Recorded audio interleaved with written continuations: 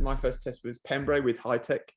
And it was always trying to blip the throttle at the right time with the downshift. And, you know, when you hit it wrong and it just surges forwards, and it's like, that noise, like, oh, no, I've done it again.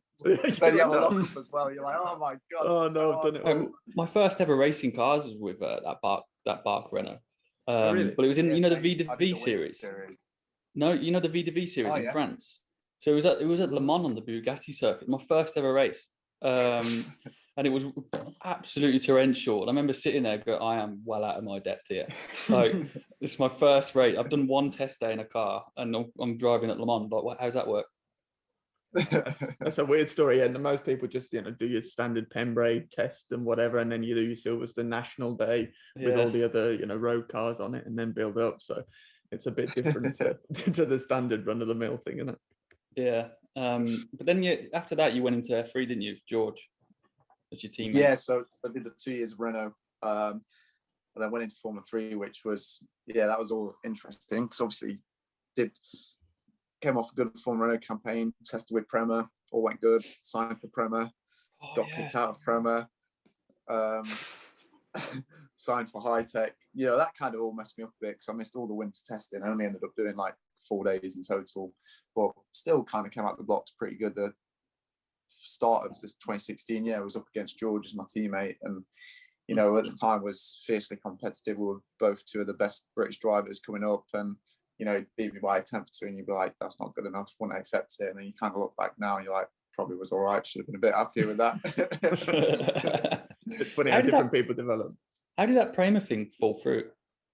To be honest, not talk about it. I mean, I never got told a definite answer at the time. At the time, it was kind of like, you know, it is what it is. We just got to move on and make the best of a situation that we're in.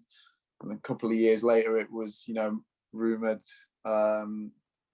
that it was because Racing Steps wouldn't agree for me to finish second to Stroll. That was the deal. That was his year to win the title. Everyone who was in the team, that was their agreement. Supposedly, you know, don't hold me to this. Don't want anyone to take any legal action against me. But and Steps obviously felt that I was good enough to potentially have a crack at the title as I was going into the best team, and didn't really want to forfeit my chances of that. So, I mean, now you look back and you'd have gone, yeah, too right, we'll finish second. Hindsight's a wonderful thing. Yeah, win it next year. Yeah. No, that's How cool. was it? Yeah. How was it with George as your teammate? Well, it was, me and George had quite a funny relationship, to be fair, because, like I said, we started out in karting at the exact same time, and we were going to the same races on our novice place at the same time. We literally did it all together. So, you know, as kids from the age of probably 8 to 10, we were like best of friends. I remember going to his house, staying there. I remember actually when I was probably like 9 years old, he used to live in Kings Lynn. I was walking around Marks and Spencer's. His mum bought me a smoothie, and I just dropped it and smashed it all over the floor of this Marks and Spencer's. He was well embarrassed. But, you know, like that's what we were like.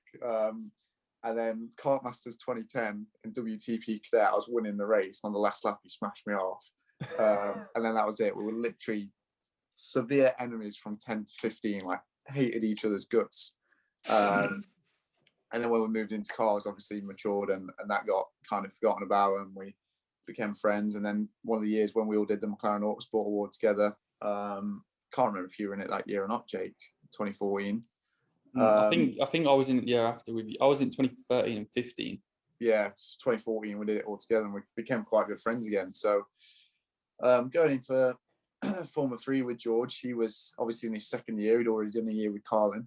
So it's a good benchmark for me that, you know, knew he was one of the top drivers, and he was coming in with experience, whereas I was coming into it as a rookie.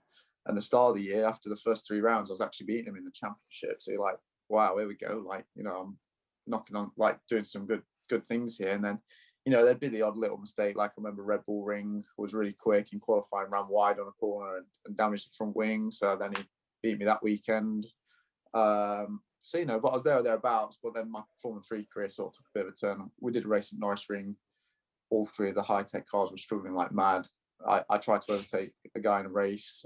He tried doing me back at the next corner, ended up in a big crash, destroyed the car. And then my season was never really the same from there. Just struggled to get speed out of it, and that was kind of the end of my single seater career, really. What that and the racing steps came to an end at the same time, so it all kind of you know, it was a bit disappointing the way it ended after my single seater career, having such good momentum for the first, you know, say 90% of it. It was only the last 5 rounds of FIF3 where I really struggled, and you know, it was and in some ways that made it even nicer when I came back in 2020 and did the little bits, because it was kind of like, oh, I'm not that bad at this, as I was kind of, as the team were telling me back at the end of 2016 when I was not doing very good. Yeah. Oh, let me guess, was Ollie giving you some? Well, it was just, you know, like, yeah, there was him and driver coach and the chief engineer all saying, you know, you're doing this wrong, you're not doing a good enough job. And it was fun when I was I did Mugello in Euroformula this year, and the driver coach from the team was actually at Mugello driver coaching another driver. I was in the queue for the rental car with him, and he was like, "Oh, you're looking forward to getting back in the car?" And I'm like, "Well, you know, try and do my best. Obviously, last time you were with me in one of these Formula 3 cars wasn't very good, so see how I get on, really." And I managed to win the race. So yeah, that was the middle finger to him. Yeah, exactly. Over that.